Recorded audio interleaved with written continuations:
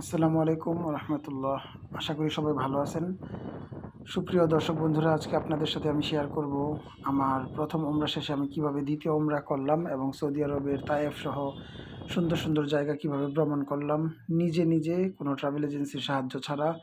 আপনারা জানতে পারবেন যে কাপল বা হাজব্যান্ড ওয়াইফ কিভাবে আপনারা একা একা নিজেরাই শুধুমাত্র ভিসা ট্রাভেল এজেন্সির মাধ্যমে করিয়ে নিজেরাই সম্পূর্ণ ওমরাটা করতে পারেন। এবং দ্বিতীয় ওমরার নিয়মাবলীও আপনাদের সাথে আমি শেয়ার করব যে আপনারা দ্বিতীয় ওমরাটা কিভাবে করতে পারেন।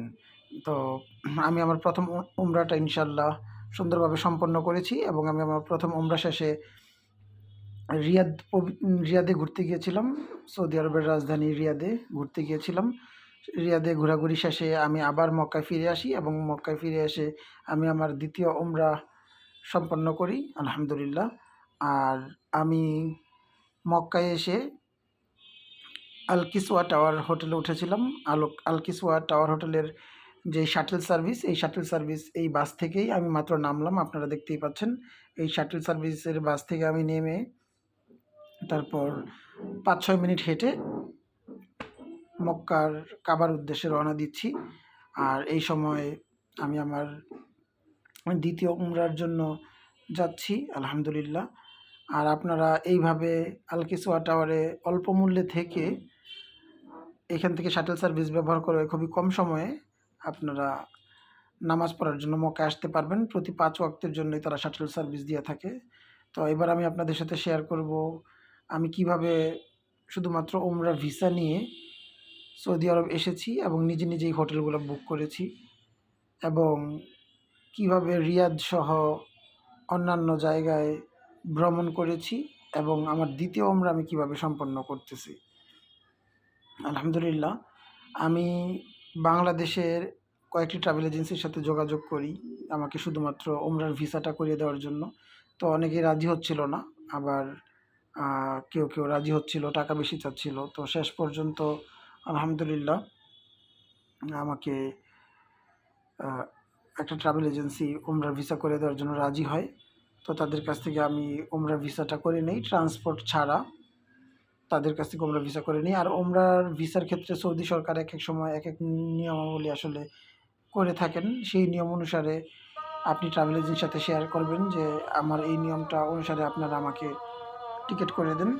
তো তাহলে দেখা গেছে যে আপনারা ফ্যামিলির যেই কজনই আসতে চান আপনারা নিজেরা প্ল্যান করে নিজের মতো করে টিকিট কেটে নিজের মতো করে হোটেল সিলেক্ট করে আসতে পারবেন। সেক্ষেত্রে একটু নিজে থেকে একটু ঘাটাঘাটি করলে প্রতিদিন আপনি অনেক কিছুই জানতে পারবেন। যেমন সৌদি সরকারের একটি অ্যাপস রয়েছে নুসুক অ্যাপস। এই নুসুক অ্যাপসে অনেকগুলা হোটেলের লিস্ট রয়েছে। আপনি যদি সৌদি আরবে ভ্রমণের বেশ কিছুদিন আগে এই হোটেলগুলো বুক করে নেন তাহলে দেখা গেছে যে অল্প টাকায় আপনি ঘুরে আসতে পারবেন। আর যদি রমজান মাস ছাড়া অন্যান্য মাসে অফ সিজনে, বিশেষ করে বড় হজের পরে আপনি যদি ওমরা করতে যান তাহলে দেখা যায় যে অল্প টাকায় আপনি মোটামুটি ভালো মানের হোটেল পেয়ে যাবেন মক্কা এবং মদিনার আশেপাশেই। তখন আপনারা হচ্ছে অল্প খরচে ওমরাটা সম্পন্ন করে ফেলতে পারবেন এবং নিজেরাই আত্মীয়স্বজনরা মিলেমিশে করতে পারবেন। এখানে ট্রাভেল এজেন্সির কোনো হেল্প লাগবে না। তবে আপনাকে মোটামুটি ইংরেজি পারতে হবে বা হচ্ছে মোবাইলে অ্যাপস চালানোর মতো দক্ষতা অর্জন থাকতে হবে, তাহলে আপনি নিজেরাই নিজে করে ফেলতে পারবেন। এক্ষেত্রে ভয়ের কিছু নেই। আমার মধ্যে যেন অনেক ধরনের শঙ্কা কাজ করতেছিল প্রথমে আমি যখন ওমরাটা করতে যাব একা একা। এখানে ৪-৫ লক্ষ টাকার ব্যাপার, কোনো সমস্যা হলে যদি ওমরা করতে না যেতে পারি এরকম একটা ভয় পাচ্ছিলাম।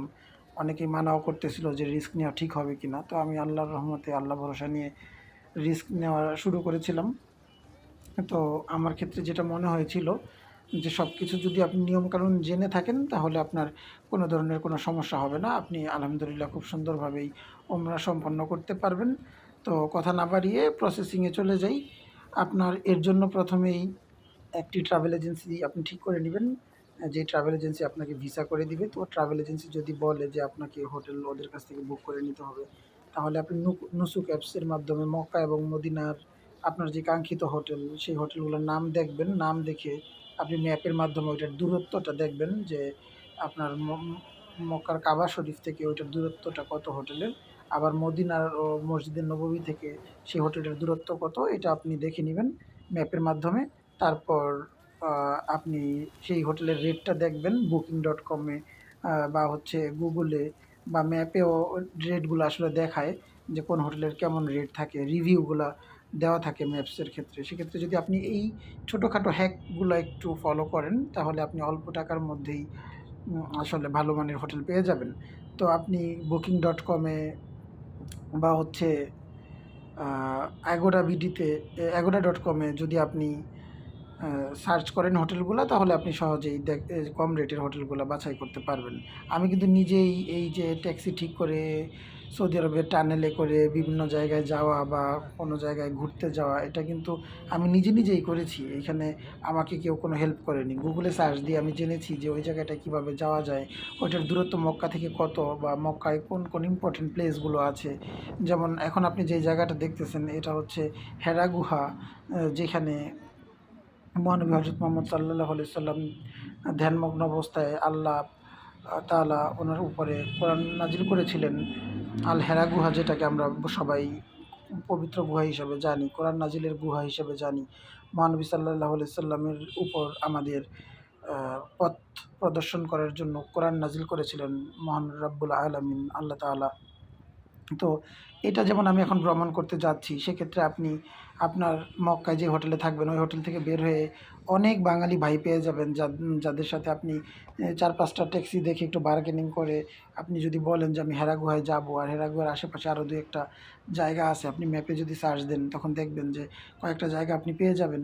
তখন আপনি ওই জায়গাগুলোর নাম বলে যদি ট্যাক্সিটা ভাড়া করে নিয়ে যান, তখন দেখবেন সহজেই আপনি এই ভেড়া গুহাসহ এর আশেপাশের অন্যান্য যে জায়গাগুলো আছে ঘুরে আসতে পারবেন। আরাফার ময়দান, মিনা, এইসব জায়গাগুলো ঘুরে আসতে পারলেন, দেখতে পারলেন।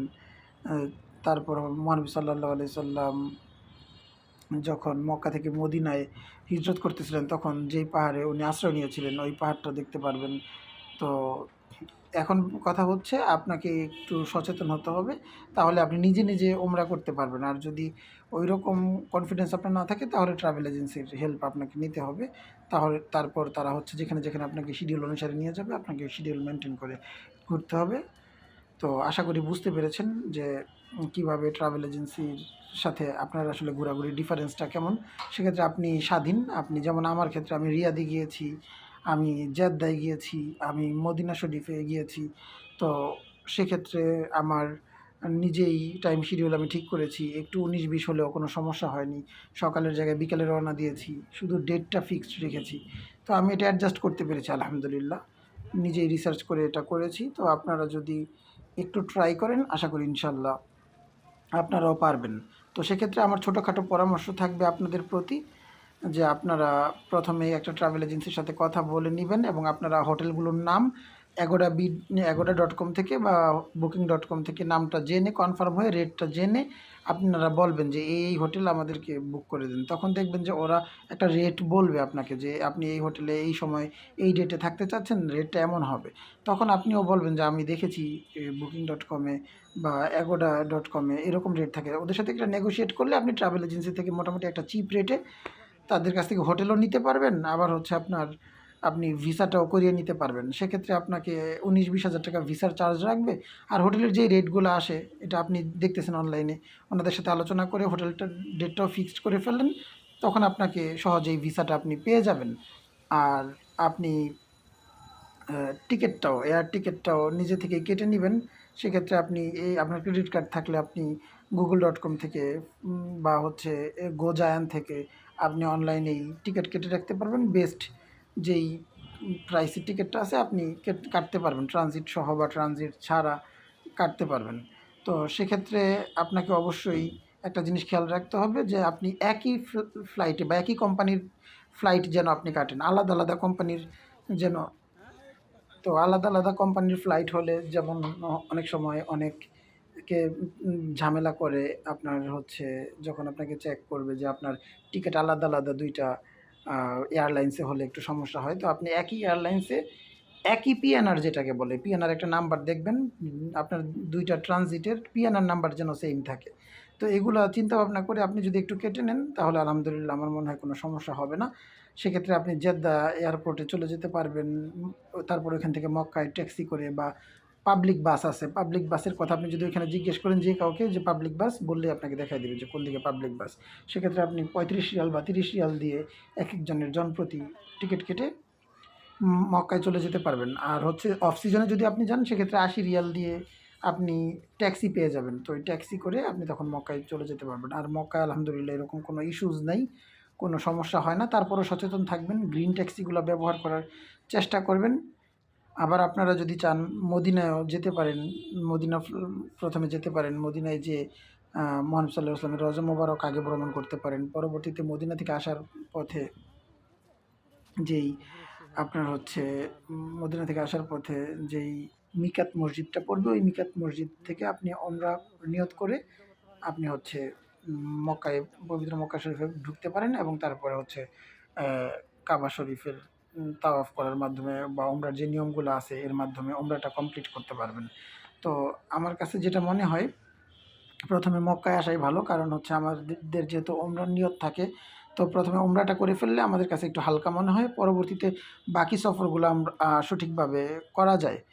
তো আপনারা এই যে দেখতে পাচ্ছেন আমি নিজে নিজে এই যে হেরা গুহার এখানে চলে আসছি।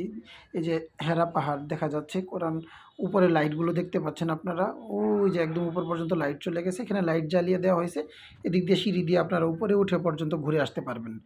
তো আপনাদের সাথে আমি যেটা বলছিলাম, আমি প্রথমে মক্কায় শরীফে এসে ওমরা করে ফেলি। ওমরা করার পরে আমি মক্কার আশেপাশের যে জায়গাগুলো আছে বিশেষ করে তায়েফ ভ্রমণ করতে যাই এবং হেরা গুহাসহ আশেপাশে আরাফার ময়দান, মিনা এগুলো ভ্রমণ করতে যাই। তো এগুলো ভ্রমণ করা শেষ করে আমি রিয়াদে চলে যাই। একটি রাতের বাসে আমি রিয়াদে চলে যাই, আমি আর আমার ওয়াইফ।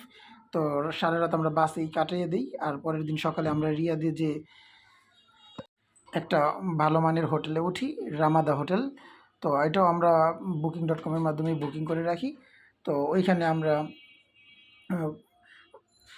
একটা রাত থেকে ২ দিন, ১ রাত ২ দিন আমরা ঘোরাঘুরি করে তারপরে হচ্ছে রিয়াদ শহর ঘোরাঘুরি শেষ করে আবার আরেক রাতে আমরা পবিত্র মক্কা শরীফে এসে আল কিসওয়া টাওয়ারে চলে আসি। আপনারা যেটা ভিডিওর প্রথমে দেখছিলেন যে আমি বাস থেকে নামতেছি। তারপর আমি আল কিসওয়া টাওয়ারে প্রথমে এসেই প্রথমে মক্কা শরীফে নামাজ পড়তে যাই। নামাজ পড়ে এসে আমি মক্কা শরীফ থেকে পরের দিন ফ্রেশ হয়ে চলে আসি মসজিদুল আয়েশায়। আপনারা এখন যেই মসজিদটি দেখছেন সেটি মসজিদুল আয়েশা।